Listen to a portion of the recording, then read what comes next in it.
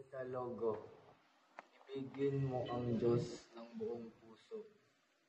Laging isaisip na ang tunay na pag-ibig sa Diyos ay ang tunay na pag-ibig sa bayan, sa kapwa-tao.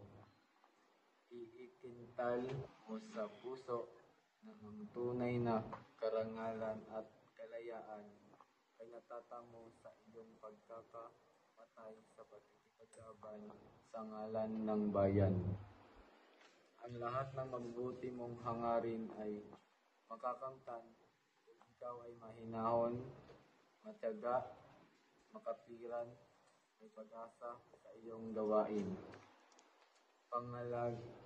Pangalagaang katulad ng iyong karangalan, ang mga kautusan at mga hangarin ng KKK.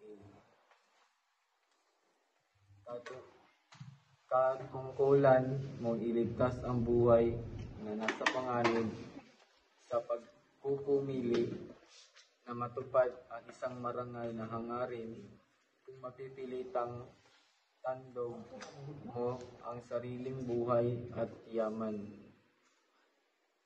Bayaang ang ating sariling pag-uugali at paningilos sa pagpatupad ng tungkulin ay maging uliranin ng iba.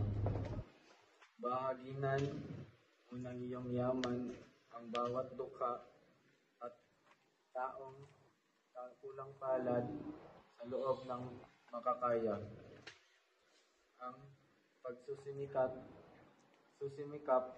at ang pagpipilit na kumita ng ikakabuhay ay nagpapahayag ng tunay na pagmamahal sa sarili, asawa, anak, kapatid, kababayan.